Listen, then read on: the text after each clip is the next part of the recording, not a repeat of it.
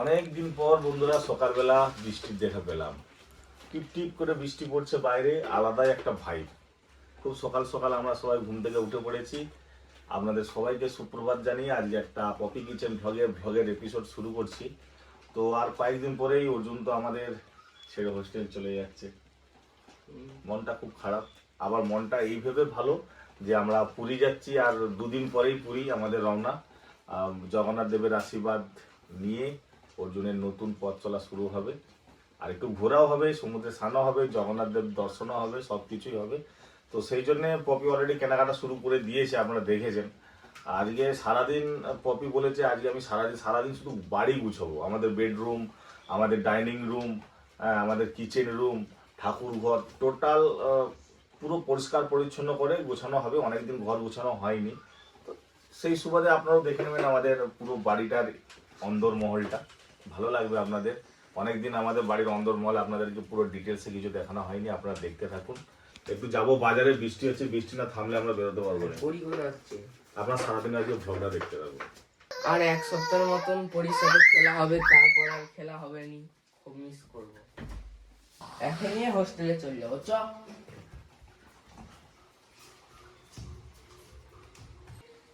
পড়ি, এই তো চা চা চা চা। আর তুই কি করছিস? হ্যাঁ, বসে বসে আমার ভাই ঝুড়ি ভাজা খাচ্ছে। একটু চা দিয়ে খা, তোকে তো ভালো লাগবে। শুধু ঝুড়ি ভাজা ভালো লাগবে? হ্যাঁ বাবা, এই দেখ তোর বোন কি সুন্দর চা বিস্কুট খাচ্ছে, দেখ, দেখেছিস বসে বসে? বড় হলে আর রোজ ভালো ভালো ভালো জিভ বের করে করে খাচ্ছে। বড় হলে মাকে রোজ বানিয়ে দিতে বলবে, না বানিয়ে দিলেই ঠিক আছে। চায়ে দেবো, চায়ে চায়ে। বাবা চা বিস্কুট তো নিয়ে এসে ফোনের আওয়াজ হচ্ছে, ওই রিংটোনটা শুনতে পেয়েছি। ফোন ফোন ওটা চা খাই। যে সকাল সকাল বাবা, ছেলে আর মেয়ে তিনজনের চা বিস্কুট খাওয়া হয়ে গেল। আপনারা তো দেখলেন। এই যে আমি একটু ছাতা নিয়ে বেরিয়েছি, বৃষ্টি তো পড়ছে ভালোই, টিপ টিপ করে, সারা রাত বৃষ্টি। একটু বাগানের দিকে ঘুরে আসি, দেখি বাগানের কি অবস্থা।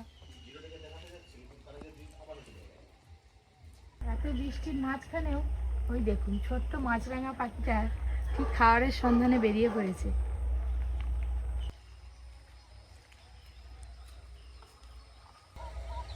ওই দেখুন মাচার ওপরে ওই যে লাউটা রাখা আছে, ওই লাউটা কিন্তু দানা করার জন্য রাখা আছে, ওই জন্য কাটিনি। বাগানের এদিকটাতে পুরো ফাঁকা, গাছ লাগানো হয়েছে, ছোট ছোট ছোট গাছ হয়েছে। দেখতে দেখতে কয়েকদিনের মধ্যে দেখুন টমেটো গাছে টমেটো একদম ফাঁকা হয়ে গেল। বেগুন হয়ে আছে, বেগুনগুলো তুলে নেব, আগে ওই দিকটা থেকে আসি।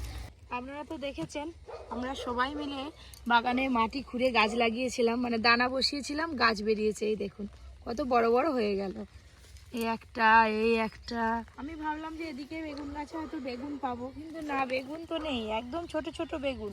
এইগুলো তো একদম তুলে খাওয়াই যাবে না, থাক, অনেক বড় হবে। এই কয়েকদিন আগে ধান রোপণ হলো, ওই দেখুন গাছগুলো এত বড় বড় হয়ে গেছে, আর এই জমির ধান গাছগুলো এত সুন্দর হয়েছে। এই দেখুন একদম নরম নরম ধানের শীষ বেরিয়েছে। আশা বাসা করে ঠেকা নিয়ে এলাম, বাগানে কিছুই নেই। যাক, ওইখানে কটা সাদা বেগুন আছে, ওই সাদা বেগুনগুলোই তুলে নেব। এই যে এই গাছটা থেকে বেগুন তুলে নেব। ছাতা নিয়ে হয়, ছাতাটা যা বড়। এই বেগুনগুলো আর বড় হবে না।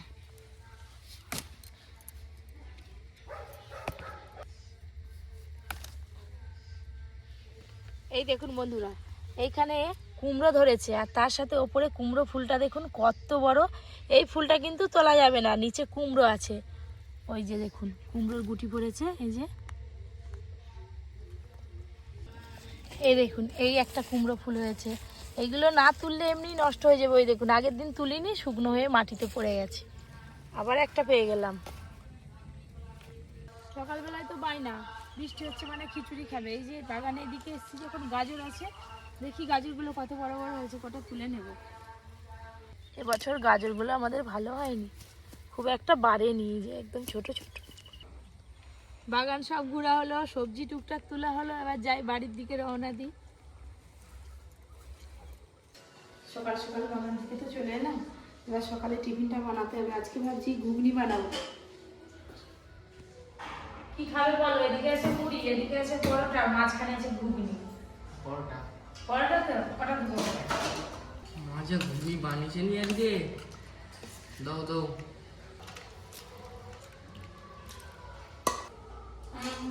খেয়ে না। বাবা তুমি ওখান থেকে ঘুগনি তুলছে, এখান পর্যন্ত সেন্ট আসছে, হ্যাঁ ঘুগনির সেন্ট। তাও নিরামিষ। আমাকে দিয়ে দিল, এই যে আমাকে দিয়ে দিল। এনো এনো পরোটা, কে খাবে এটা? এনো এনো। আর খাবে নিয়ে নিচে রাগ হয়ে গেছে না? ও জলঝড়ের বাজারে ঘুগনি আর পরোটা সকালবেলা, আবার দুপুরে তো খিচুড়ি খাবো বলেছি, দেখা যাক কি ভাগ্যে চোখে। একদম নরম তুলতুলে পরোটা।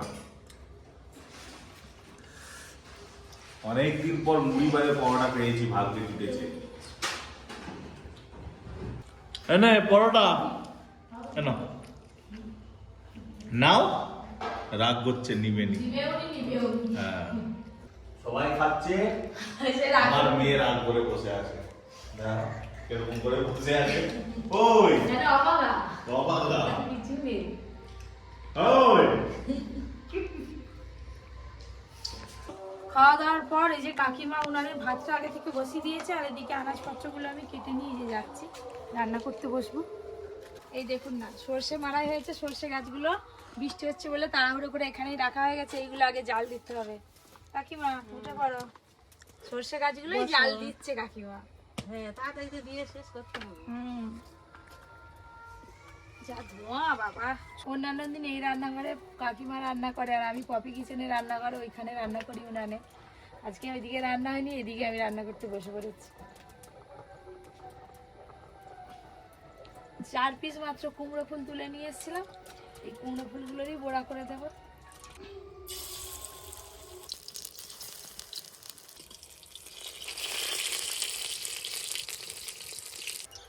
পটল ভাজা, আলু উচ্ছে ভাজা হয়ে গেছে, এবার লাউ ফুলের বড়াগুলো ভাজা হয়ে গেল।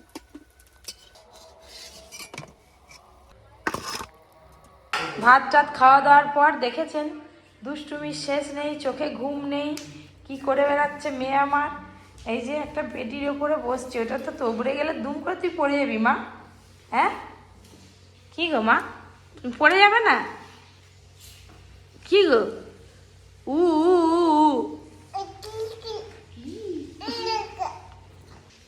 ওই তো কি এলো? একটা খেলা হচ্ছে, কিছু একটা খেলছে জানো তো। মাছি মাছি মাছিগুলো হ্যাঁ মাছিগুলো। আমাদের তো এখনো খাওয়া দাওয়া হয়নি, অর্জুন খেয়ে নিয়েছে, আমি আর কাকিমা বাকি আছি, এবার দুজনে মিলে খেয়ে নেবো। এই যে ভাত বাড়া চলছে।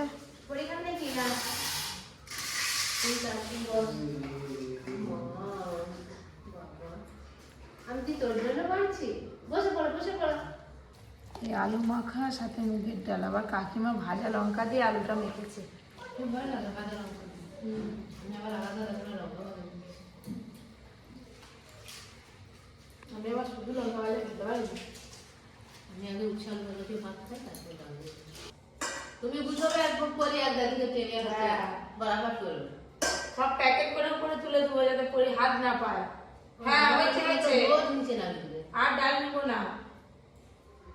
3-4 দিনের জামা কাপড় কাচা সব শুকনো হয়ে গেছে বলে এক জায়গায় জড়ো করে রাখা আছে, ভাঁজ করার আর সময় হয়নি, আজকে সব করবো। মানে দেখলে কি বলবেন আপনারা। এই যে এইখানে যা কিছু আপনারা দেখতে পাচ্ছেন, এখানে সবই আছে আপনাদের দাদার, পরীর আর আমার, আর অর্জুনের তো সব ওই ঘরে ঠাসা আছে। আজকে সব টেনে বের করবো, যেগুলো লাগবে রাখবো, না হলে সব প্যাক করে উপরে তুলে দেবো। আমার মাথা পুরো ঘুরছে বন্ধুরা, কি করবো? দেখুন একটা একটা করে সব এত কিছু এখন গুছাতে হবে। আমার সব কাজ করতে ভালো লাগে, কিন্তু জামা কাপড় গুছিয়ে রাখবো ঠিক আছে, আল্লাহটা দেখুন কি অবস্থা। গুছানোই ছিল, 2 দিন ঠিক থাকবে তারপরে যেই কেসে। আর এই যে কাঁথাটা, এটা কত বছরের যে পুরনো তার নেই ঠিক, অর্জুন যত বছরের ঠিক তত বছরের। এটা অর্জুনের কাঁথা, ভালো করে গুছিয়ে সযত্ন করে রেখে দিয়েছিলাম স্মৃতি হিসাবে। পরি হওয়ার পর বের করেছিলাম, এই যে আবার এগুলো তুলে রাখবো। কিছু কিছু জিনিস যেগুলো স্মৃতি হিসাবে রাখতে হয় বাচ্চাদের, জামা কাপড় একটা দুটো আছে এখন অর্জুন ছোটবেলাকার। এই যে টুপি গুছিতে ফেলছি, রাখবো কিছু সেটাই তো ভাবছি। ওই ছোট ছোট শীতের পোশাকগুলো ওপরে একটা প্যাকেট আছে রাখা, আগের বছর ওতেই রেখেছিলাম, ওইটা পেরে নি। হায় যা, কারেন্ট চলে গেল। এতে এখনো পরির অনেক জিনিস আছে।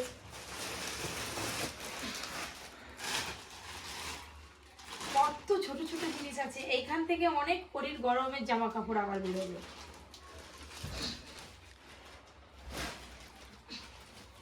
দুটো ট্রলি ব্যাগ ভর্তি হয়ে যাবে, আবার দুটো ট্রলি ব্যাগ কিনতে হবে এইসব জিনিস রাখার জন্য। এই ড্রেসটা দেখেছেন বন্ধুরা, এইটা একদম যখন 1-1.5 মাসের ছিল সেই তখনকার ড্রেস। একটাও আমি কোথাও কিন্তু অযত্নে রাখিনি, সবগুলো একদম সুন্দর করে গুছিয়েই রেখেছি। এই পুরোনো জিনিস খুঁজতে খুঁজতে দারুণ দুটো জিনিস পেয়েছি। এই দেখুন কোল বালিশ, দুধারের দুটো দেয়া থাকতো ছোট বয়সে, কি ভালো লাগছে। এইগুলো এখন পরীর খেলনা হয়ে যাবে, আর কি হবে। এই দুটো বাইরেই রেখে দিই, পরী খেলা করবে।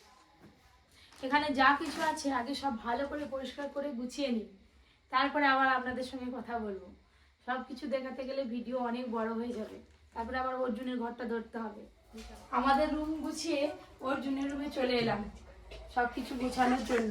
এটা হচ্ছে অর্জুনের রুম, এখন আমরাই থাকি, অসুবিধা কিছু নেই। এরপরে অর্জুন যখন আসবে তখন এই রুমটাই থাকবে। একটা কম্পিউটার না কিছু লাগিয়ে দিতে বলবো। আচ্ছা চলো, যেগুলো ছোট সব বাদ দে, এক ধারে কর, আর যেগুলো যেগুলো হবে সেদিকে সেগুলো একদিকে, আর যেগুলো হবে না সেগুলো আর একদিকে। এই আলমারিটা অর্জুনের আলমারি, তো অর্জুনের কি আছে, আমারই যেন সব ভর্তি। এই দেখুন সব পুরোনো কাপড়গুলো একদম সুন্দর করে সাজিয়ে গুছিয়ে রেখেছি। আর এই যে নিচের দুটো থাকে অর্জুনের আছে, এইগুলো তো সব অগোছালো হয়ে গেছে, সব টেনে নামিয়ে দেবো আজকে। ওই যে মা লাল সোয়েটারটা দাও তো দেখি, ওইটা একটা আঙ্কেল দিয়েছিল আমেরিকা থেকে, দেখি দেখো ছোট হয়ে গেছে পুরো। হ্যাঁ এই গেঞ্জিটা তো তুই কদিন পরেছিস, এইগুলো সব নতুন আছে। দেখি আমার ব্লেজারটা হবে কিনা, আমারটা তো ছোট হয়ে গেছে, বাবারটা হয়ে যেতে পারে। পরে যা না, বাবারটা তো একবারে পেরে নিয়ে যাবি। এটাই বাবার? ওটা বাবার, ওটা তোমার। আমার কি ছোট মনে হয় যেন এটা বোনের, বোনকে হেভি লাগলো। প্যান্টও দিয়েছে, এটা আমার নয়, আমার বাবারটা দেখি। অর্জুন জানিস আর কিছু নাই, আর ওখানে কিছু নাই, নেমে আয় নেমে আয়, সরে আয় সরে আয়, সব টেনে ফেলে দিবি বাবা, তুই সরে যা। অর্জুনের আর ভালো লাগলো না, ও তো সব টেনে টুনে দিয়ে চলে গেল। এবার আমি আস্তে আস্তে বসে বসে টুকটুক করে গুছাই।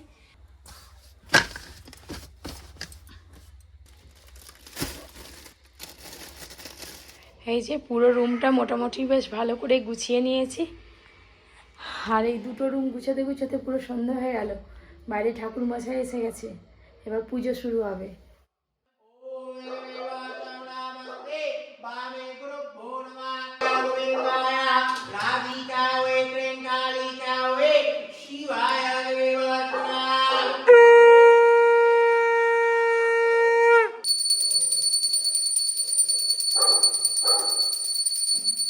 নিচে নিয়ে যায়, নিচে নিয়ে গিয়ে সবাইকে চাপ দিই না।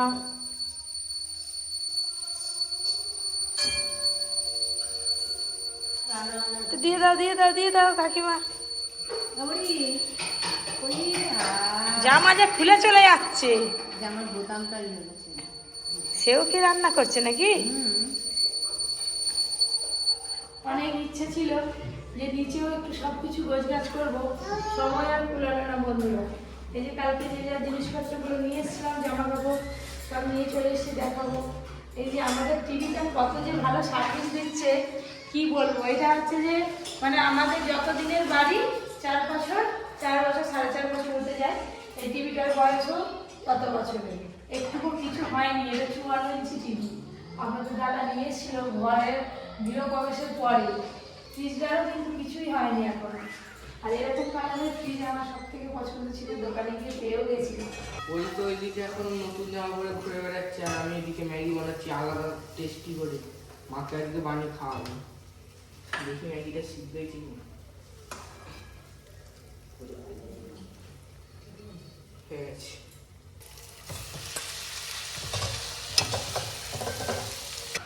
ভালো করে মিশিয়ে নিলেই একবারে ম্যাগি রেডি। ভালো করে নাড়া হয়ে গেছে ম্যাগি, পুরো রেডি এবার খাবার।